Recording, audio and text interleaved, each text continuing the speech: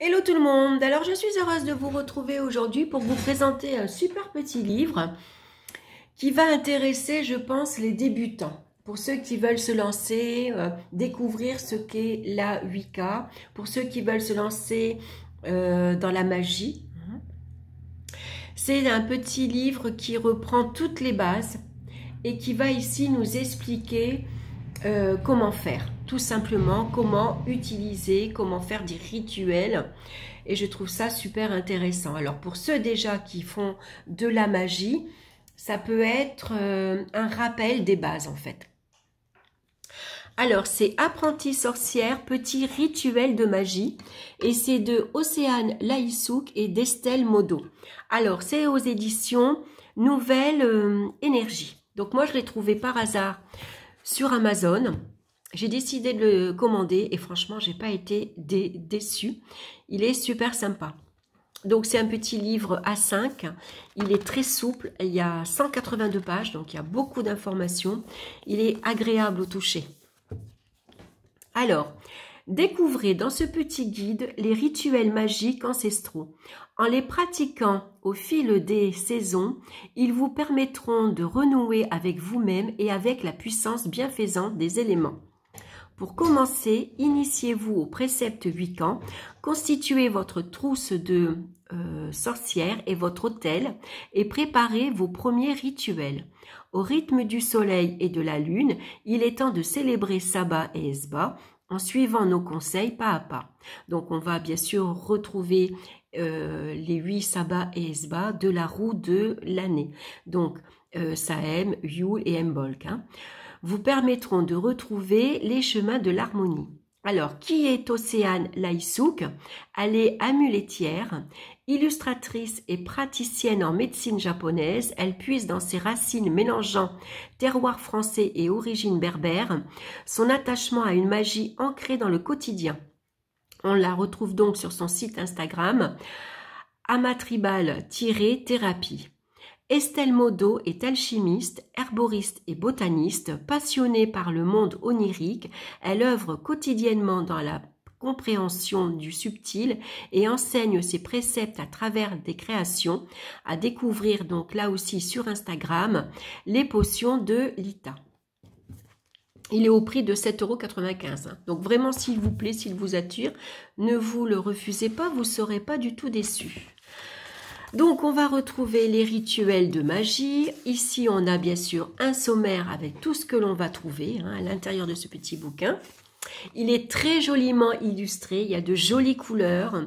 Il y a de jolies illustrations. Regardez comme c'est super beau. Donc, bien sûr, en rapport avec la magie et la sorcière. Donc, philosophie et principes Wiccan. Donc, la brève histoire de la Wicca. Il nous parle de la magie blanche, la Wicca traditionnelle, la Wicca éclectique. Ici, les 13 préceptes de la sorcière. On va avoir après les 3 principes fondateurs, donc le principe de l'intention, la règle de bienséance à l'égard des divinités invoquées et la loi du triple retour. Regardez comme c'est super joli. Donc, qui vénère-t-on? Donc là, elle va nous parler donc du féminin, le masculin. Donc, elle va nous parler de la déesse, du dieu que l'on peut bien sûr invoquer, honorer. Donc, en premier, on va retrouver, c'est la déesse Hécate. C'est la déesse de la lune. C'est une sorcière également. C'est la déesse du carrefour également qu'on invoque. Ici, on va retrouver Brigitte et puis l'homme vert. Donc, les offrandes, donc les différentes offrandes que l'on peut faire. Donc, il y a les offrandes matérielles et il y a les offrandes immatérielles. Donc, quand faire une offrande? Et ensuite, on va retrouver la trousse de la sorcière. Donc, ici, elle va nous parler, bien sûr, de la baguette, du balai, le chaudron, la tannée, et puis également l'atamé, pardon. Qu'elle associe ici à l'élément R. Et puis bien sûr, elle va nous parler ici dans un petit encadrement, le grimoire. Alors bien sûr, hein, c'est un grimoire que l'on fait soi-même. Hein. C'est intéressant de... Voilà. Ça va vous permettre également, quand on fait son propre grimoire, de développer sa créativité. Même si au départ, on n'a pas beaucoup d'idées, vous pouvez aller puiser quelques idées sur Pinterest. Hein. Il y a des super trucs. Hein. Donc là, elle nous parle de l'hôtel. Qu'est-ce qu'un hôtel? Donc, comment dresser un hôtel? Hein, ça, c'est super. L'hôtel de poche, hein, qu'on va pouvoir emmener partout. Donc, on va avoir les couleurs en magie, donc la symbolique des couleurs ici qu'on va retrouver. Hein. Le cercle magique, qu'est-ce qu'un cercle magique? Tracer le cercle magique, comment tracer également un pentagramme et un pentacle. Donc, on va avoir bien sûr les 4 éléments. Hein. Donc, ici, on a le feu, on a l'eau, on a l'air et la terre. Invoquer les points cardinaux. Comment on va faire? Invoquer les éléments, disperser le cercle magique, activer un pentacle, par exemple, comment on peut faire également.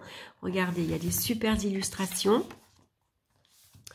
Donc, les best practices magiques. Donc, alignement et justesse, hein, rester dans le juste. Qu'est-ce que le juste? La respiration, hein, qui est très importante bien sûr, puisque ça va nous permettre de nous ancrer. Hein. Pourquoi l'ancrage est si important? Donc là, elle nous parle que c'est une étape incontournable à faire avant de pratiquer un rituel. Ensuite, la projection, la méditation, la visualisation, bien sûr. La purification, donc on peut prendre une douche, un bain, on peut se purifier par le sel. La consécration par les éléments. Ici, recharger donc les outils de divination et les pierres. Donc bien sûr, on peut le faire à la pleine lune. Hein. Et on va passer ici donc au rituel. Donc elle va nous parler des 8 sabbats annuels. Donc là, on va retrouver Yule qui est en décembre. Un peu d'histoire. Pourquoi célèbre-t-on Yule ? Donc ici, on va avoir les correspondances de Yule, comment décorer l'autel pour Yule et le rituel de Yule. Et on va avoir ça, bien sûr, pour les 8 sabbats. Donc là, on retrouve Imbolc. Ensuite, on va avoir Ostara, le rituel d'Ostara, bien sûr. Beltane en mai. Ensuite, on a Lita. On va avoir ici Lammas pour le mois d'août. Et puis pour septembre ici, donc on va faire le rituel de Mabon. Hein, donc pourquoi célèbre-t-on Mabon? Hein, c'est une période idéale pour faire le bilan, entamer un carnet de gratitude, faire un travail karmique et penser à nos ancêtres. C'est aussi un moment propice pour purifier intensément notre maison, notre corps et notre esprit et pour libérer toute forme d'énergie négative. On prend conscience que la vie est précieuse et on éprouve de la gratitude envers les dons de la nature. Donc ici, les correspondances pour ici le mois de septembre. Hein. Donc comment on va décorer l'autel pour Mabon et le rituel que l'on peut faire pour ce mois-ci. Et puis, on va retrouver donc la même chose pour Sahem au mois d'octobre. Voilà. Et puis après, on repart à Yule hein, en décembre. Donc ici, les esbats de pleine lune, donc les phases de la lune. Donc ça, c'est super intéressant aussi. Hein. Et puis ici, elle va nous parler de la lune et des signes du zodiaque. Donc, on va retrouver tous les signes. Les rituels à accomplir. Alors, comment se passe un rituel hein? Donc ici, les étapes du rituel, c'est l'ouverture du cercle, méditation, rituel, tirage, fermeture du cercle. Donc, vous voyez, quand on se lance, quand on commence, c'est des petites informations qu'on a besoin. Hein. La pleine lune de janvier. Donc là, on va retrouver toutes les pleines lunes des 12 mois de l'année. Donc là, c'est janvier. Ici, on a la pleine lune de février, de mars, d'avril, de mai, je passe, hein, juin, août et septembre. Alors, la pleine lune de septembre est la lune des moissons ou lune du chasseur, qui symbolise la protection, l'abondance et la prospérité. Elle invite à réaliser un rituel de guérison afin d'apporter l'équilibre. Donc là, ici, le matériel et le rituel que vous allez faire pour ce mois-ci. La pleine lune d'octobre, bien sûr, de novembre et de décembre. Ensuite, on va retrouver ici dans l'atelier de la Wicca comment on va fabriquer son eau de lune, à quoi elle sert, comment on va l'utiliser. Donc ça, c'est super aussi. Ici, c'est les encens, hein, comment on peut fabriquer son encens. Ses huiles également, comment fabriquer son huile magique, hein. Donc, les formules d'huile magique, hein, donc ici pour l'huile de Mabon, c'est l'huile d'olive, bois de santal, œillet d'Inde et de sauge. Vous voyez, ça c'est super. Les bougies magiques également, donc là elle nous parle du sigil. On va retrouver toutes les runes, parce que bien sûr les runes, elles sont très importantes et on peut les utiliser en magie. Hein, en dessinant simplement voilà, la rune. Hein.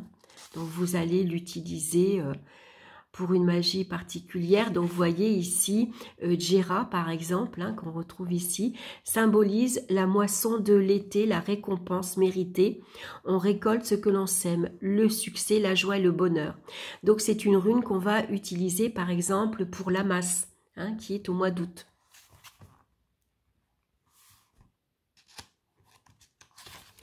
Ensuite, l'amulette de protection.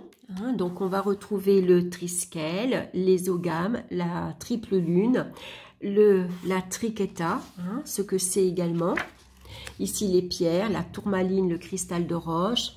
Fabriquer son amulette. La cuisine des sabbats. Donc là, on va retrouver des recettes. Pour Yule, donc c'est la bûche de la Renaissance. Pour Mbok, c'est le croissant de lune aux violettes et citron. Ostara, c'est les biscuits aux œufs. Pour Belthème, le vin de mai. Lita, la tarte à la rose, fraises et thym. Pour la masse, c'est le pain au blé et au maïs, bien sûr. Pour ce mois de septembre, donc Mabon, on va faire de la confiture, pommes et châtaignes. Donc on a la recette. Et pour Sahem, on a le cake au potiron et aux épices. Voilà, regardez, j'adore les illustrations, c'est super joli. Et puis à la fin, on va avoir quelques petites pages blanches hein, pour marquer ces recettes et ces rituels magiques. Donc je trouve que c'est un petit livre super sympa, très intéressant, riche d'informations. Donc intéressant pour ceux qui veulent débuter et puis un rappel pour ceux déjà qui utilisent la magie dans la vie quotidienne. Voilà, j'espère que cette petite vidéo vous aura plu. En tout cas, ça m'a fait plaisir de partager ça avec vous. N'hésitez pas à liker, à partager pour faire connaître mon travail, à vous abonner également si ma chaîne vous plaît. Hein, et puis, voilà. N'hésitez pas à me laisser vos commentaires également. Je vous embrasse, je vous souhaite une excellente semaine et on se retrouve très bientôt pour une nouvelle vidéo. Bye bye!